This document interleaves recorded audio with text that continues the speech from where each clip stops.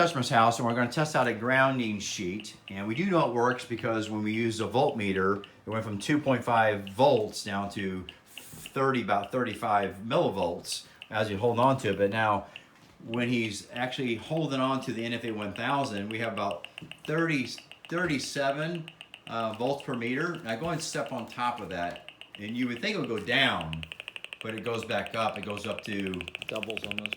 Goes up to 68 volts when he steps on the grounding mat. Now step off.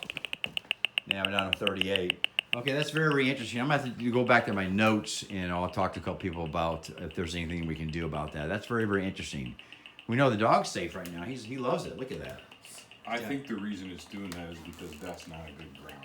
So, because the circuit is continuing. So I have an electrician here who's actually going to become a building biologist. He's giving me some more feedback about this. So another issue could be not a very good ground that's making this go back up. Sip on that again.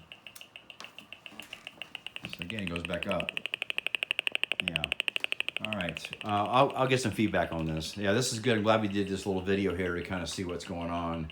But definitely what that means is all the energy you're an antenna. So even though that went down from 2.4 volts and you stepped on it down to 50 millivolts, that energy is still flowing right through you, back through the mat, back to the ground.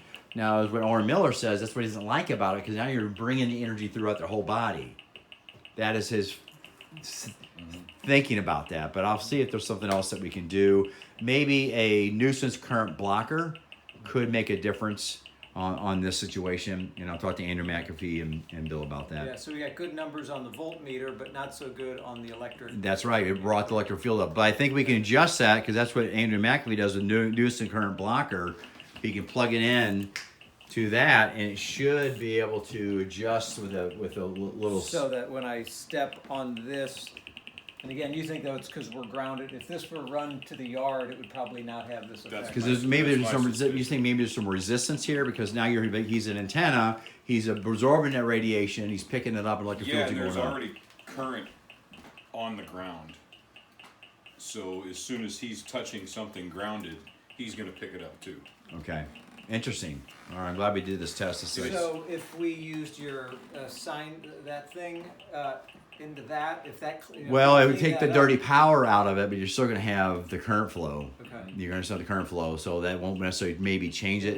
It would still have that. It might be lower. I don't know. I have to check on that. I have to go check my notes, but and talk to maybe Andrew about that. But this is very good. I'm glad we had this conversation, because this is where the advanced building biology information comes in very, very handy, because everybody thinks that, oh, I'm grounded now. But you understand that current's going right through your body. You're grounded to an outlet.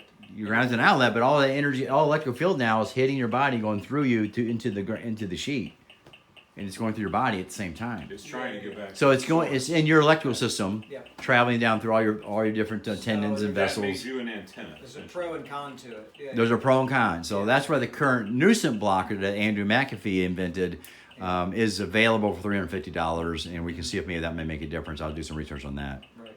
Okay.